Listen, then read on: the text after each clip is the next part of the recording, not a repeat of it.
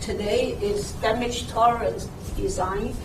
So this is basically the whole benefit of going through the trouble to learn about fracture mechanics is where fracture mechanics enable us to do damage tolerant design. Okay, so there are different fatigue design criteria, and really when we talk about design, most of the time we talk about fatigue design. So there's an infinite life design, which if you have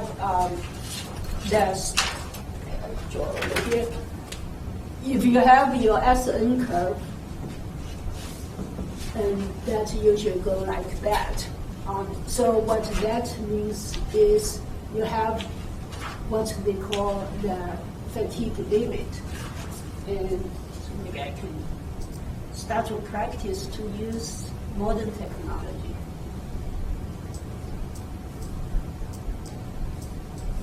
Okay.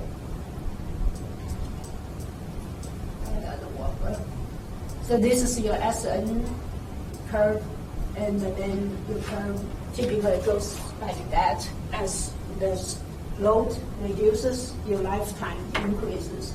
And there's what we call the fatigue limit, sigma L, is where below that fatigue limit, your part supposedly lasts forever.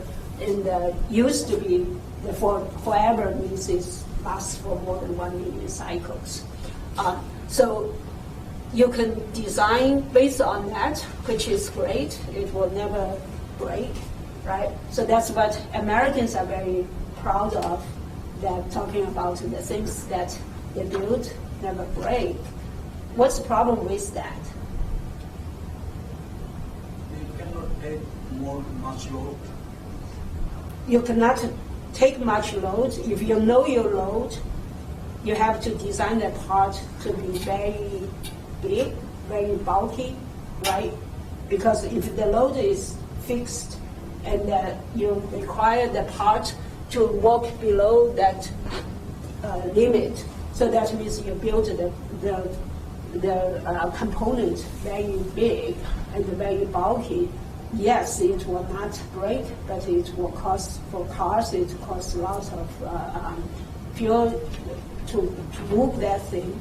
So it's a very inefficient way of doing things, right?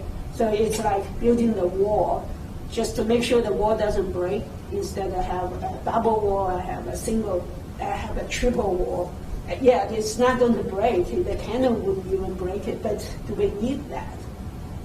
Right? So that is the question. So that's infinite life design is that most likely, if you go design by that, it's most likely your part will be way too heavy and that is not a very economical way to do it. So one step down from that, so this is what basically we have been designed for a long time before fracture mechanics.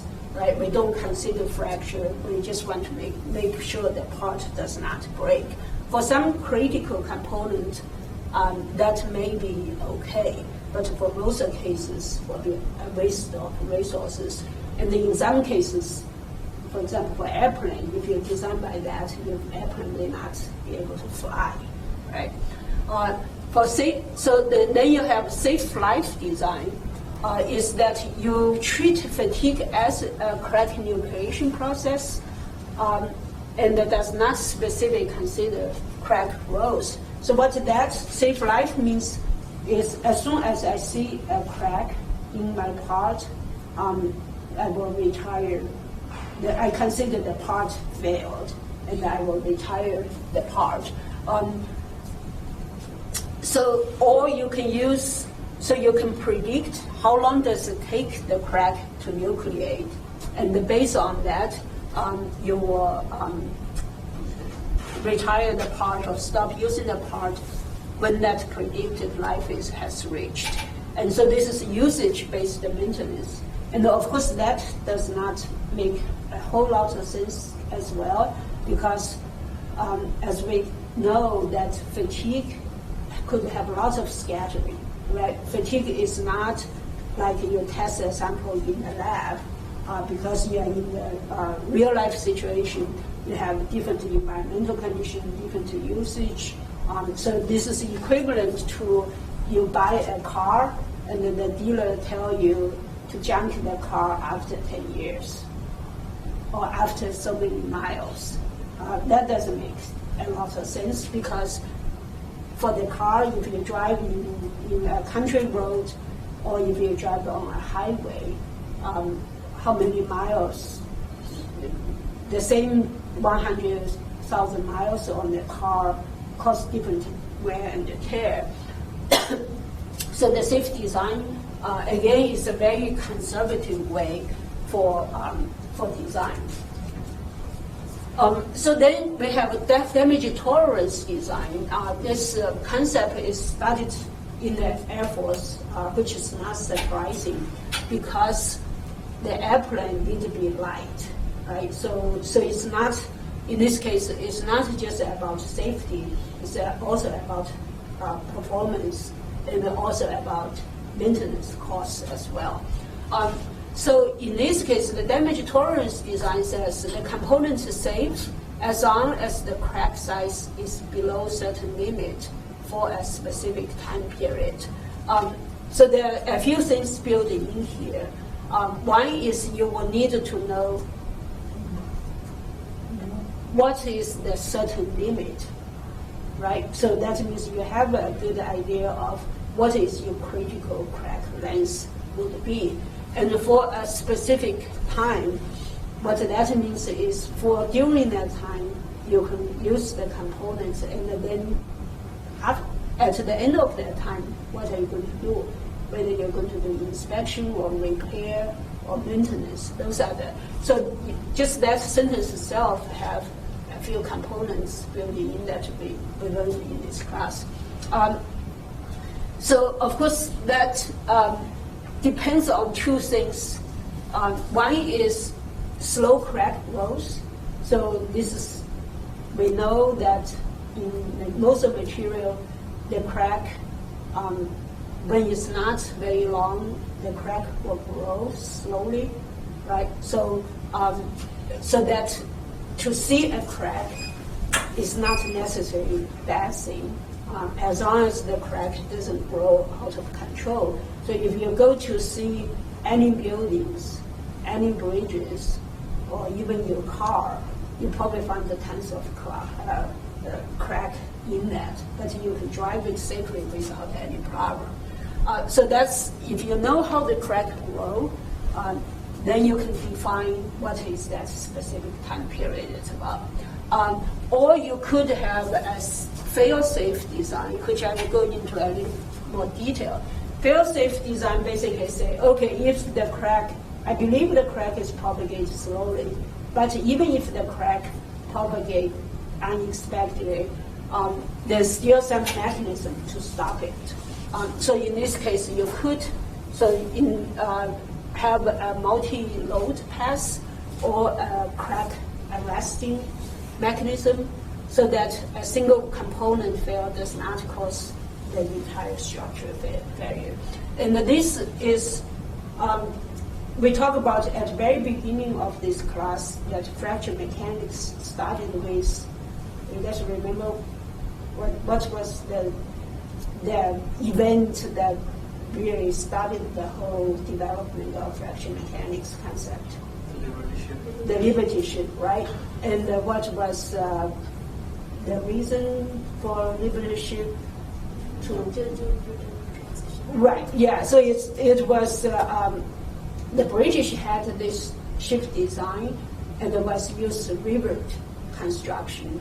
And then during World War II, that American want to build the ship very quickly, so they invented the method of doing welding. But the problem was that then the ship in cold water broke into two. And they found out is that the rivet is actually a crack arresting mechanism. So if you have two plates rivet together, crack in one plate will not pass on to another. If you have two plates weld together, the crack you have no way to stop the crack propagating from one plate to another, and then that's cause the entire structure failure. So that's the crack arresting mechanism. And then once they had some success on that, that design criteria improved or evolved into this retirement for cause. In this case, you are actually access the actual damage state in the material, so which make very much sense.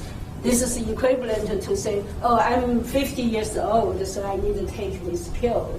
That doesn't make sense, right? So in these cases, I have a stomach ache, so that doctor will give you the pill instead of giving you a pill for no reason. So in this case, to be able to do this, you need to have rigorous non-destructive inspection, and also you need to have a pretty good understanding how the material behave. That's the fracture mechanics concept. And then you can use that for life prediction. By combining these two, then you can do condition-based maintenance. Okay? So any question on this? Okay, so damage tolerance design, so as we said before, so one is you have a slow crack growth, whether you have some built-in multi-pass, which means that's redundancy. If one part fails, the other part still works. You have an initial damage that is relatively small and it's grow at a slow rate.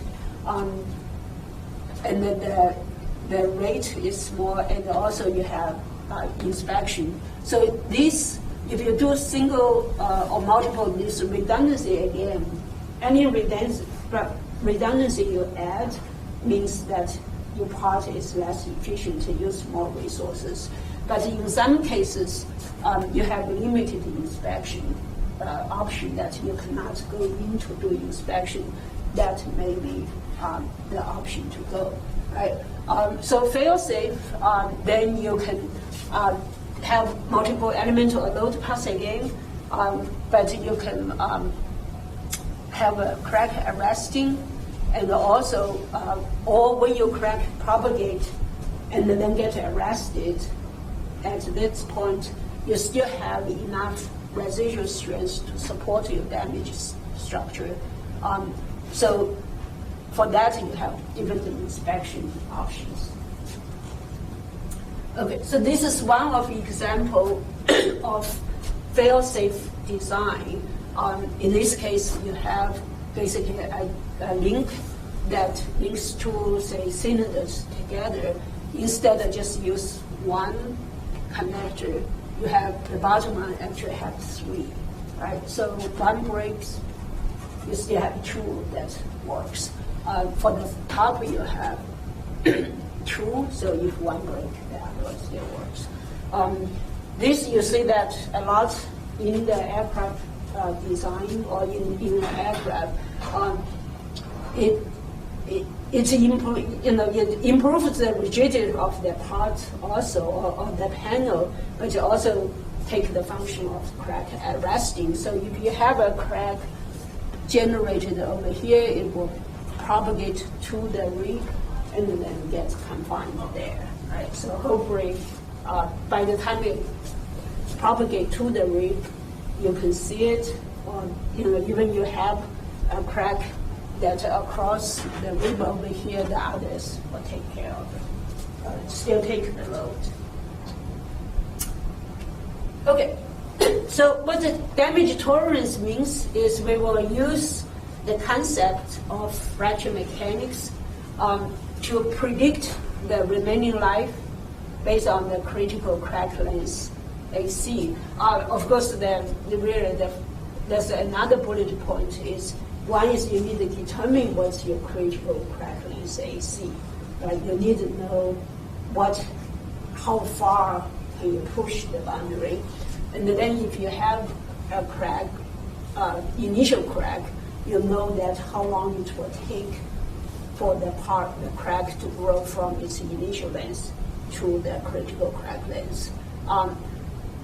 And then you have to be, so this go hand to hand. For damage tolerance design, you have to have inspection, you have to have non-destruction evaluation. So that's, you could have a passive way of, with your inspection, is you set it up and then forget about it, or you have active. Every time you characterize your crack, you redo your calculation to see how much your next step would be. Or you could even learn, because like I said, everything depends on the operation condition.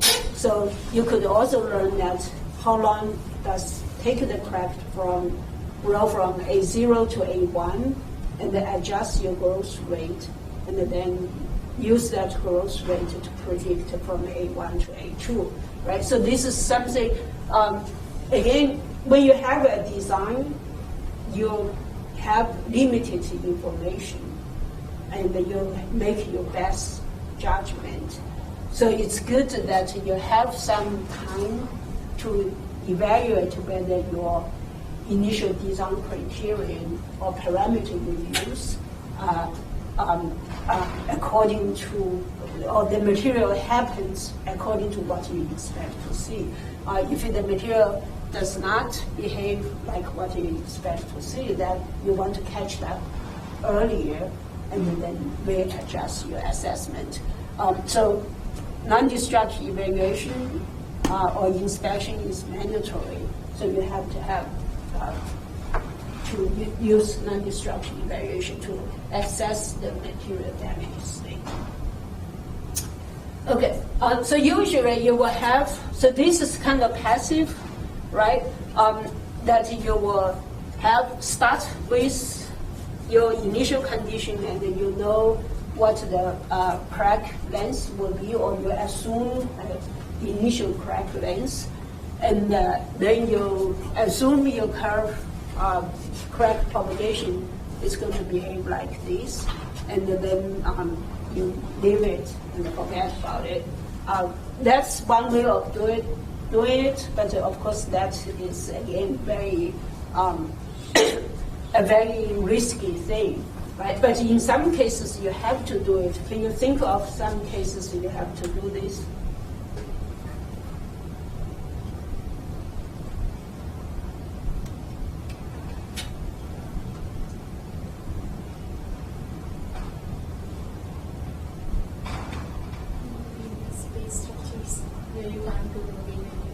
Right, yeah, in the space structures that you have to, once you put it in there, maybe you will come to go back to revisit it after 10 years, right? So, for example, if we launch something to Mars, we know that in the next visit maybe 25 years or 30 years from now.